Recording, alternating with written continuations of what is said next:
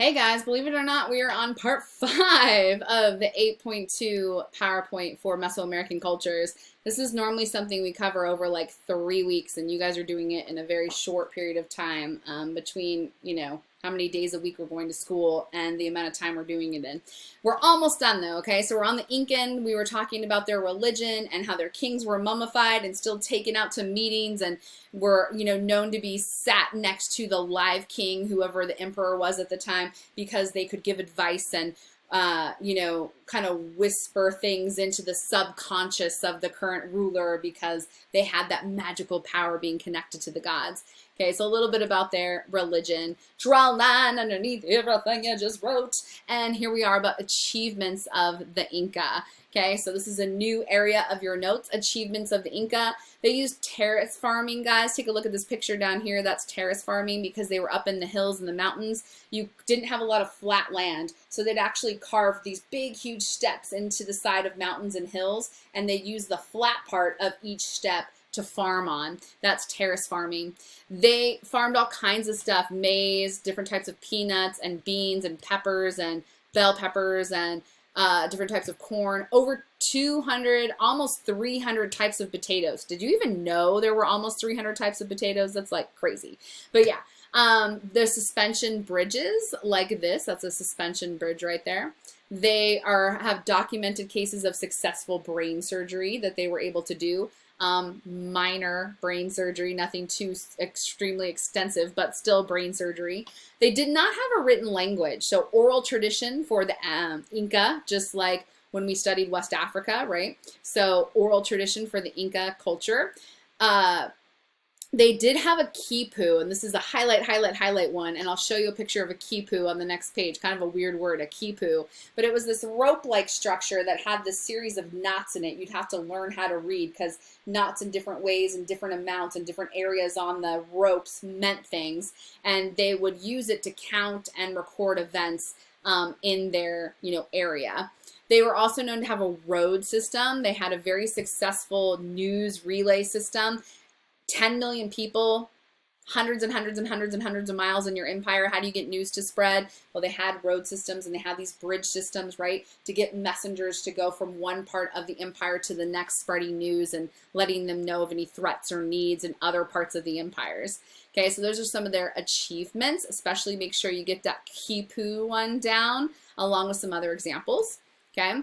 Machu Picchu is considered another one of their achievements. It is up in the mountains, and yet they're able to build this massive cities with huge structures and stuff, despite steep, climbs for materials and thin air with the altitude and everything. But Machu Picchu is still there. You can go, explore it and go tour it today.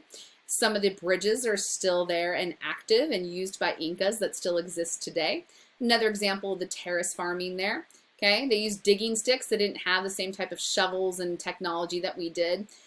They also had gold, which is going to bring Pizarro looking for them. There's some of those types of potatoes I was telling you guys about. Okay, other things you could find in an Incan market. The Incan people still exist. There's still farmers markets down in some of South America where Incan populations exist. They're known for their Spanish jars, they're ceramic, not Spanish. They're ceramic jars that represented different gods, and they'd hold water or different things, ceremonial things sometimes in them. And they had a lot of gold and silver, and this is what's going to make the conquistadors go, ooh, we want that. Okay, so we'll get there. Here's a quipu. Again, you guys should have written this one down. It's kind of, again, this string thing with knotted systems in it. Here's kind of how the knots work, and it would mean different things depending on the order of the knots and things. And you would use it, again, you should write this down if you didn't, to count and record events. So that's what the quipu is for, counting and recording events in Incan culture. All right, so we're at the end here because Pizarro is coming, right? And the Incans are going to get taken over. And so Pizarro, remember, is a Spanish conquistador with his men. They are exploring the western coast of South America. They stumble across the Incans. Here's the deal. When they come to the Incans, a big thing that's going to help them out is the Incans had been in civil war for several years already, fighting against each other. And they were already weakened and tired and not focused because of that. And so that's going to give Pizarro and his men a big advantage at the get-go, coming in and going into a distracted people who are tired and worn out and already have been fighting amongst themselves. So Pizarro's able to launch a surprise attack. Okay, just like Cortez did with the Aztecs, they captured the leader, right? And they ransom him. Hey, if you want your leader back, Incas, you need to provide us with an entire room full of gold, which the Incan people do. And what does Pizarro and his men do? They say, thank you very much, and they keep the gold and they kill the emperor. They don't give the emperor back. And once you've lost your leader, a lot of you guys know you lose the leader of something and sometimes it falls apart, right? So now we're even more in disorder and it's just not looking good. All the same things that Cortez had going for him. They have horses, okay? Pizarro does. They have guns. They have better weapons. They have armor. All of these things they had going for them that Cortez did with his men when they defeated the Aztecs. Pizarro and his men also have when they defeat the Incans, okay? Again, number one thing, hint, hint, wink, wink, write it down, highlight, highlight, highlight. The number one thing that's going to help Pizarro, just like the number one thing that helped Cortez, is going to be that Pizarro and his men bring germs over. They don't understand how germs work. They don't do this on purpose, okay? Yet they have them, and the Europeans have built up an immunity because they've been around them, but to the natives, these are new germs that they're not used to. Their systems can't handle it, and millions of Inca will perish due to disease. And that's the number one reason why Pizarro wins. Common question I covered in another flipped classroom, but I'll tell you again now, guys. How come Pizarro's germs and Cortez's germs hurt the natives, but the native germs didn't hurt the Europeans? Remember, natives in general were more spread out. They lived in more fresh air, okay?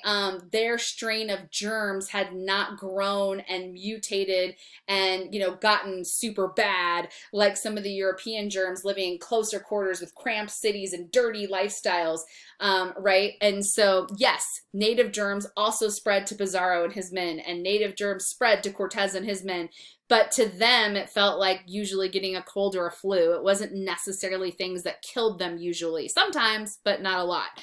Whereas the European germs, the Spanish germs from Cortez and his men and Pizarro and his men, way stronger, way more potent, killed a lot of natives. Okay, so keep that in mind. All right, look at treasure. The treasure hunt begins. No wonder people are going, right? God, gold and glory, guys. God, gold and glory. If you did it and you were successful, it paid off big time. You could make a lot of money, make a name for yourself. It's, you know, 500-600 years later, and we're still talking about them, right? All right, so that wraps up our 8.2 Meso-American unit. Make sure you highlighted, got all your questions on the left-hand side. Don't forget to look up directions for your summary and knock that out, and I'll see you guys soon. Have a great day.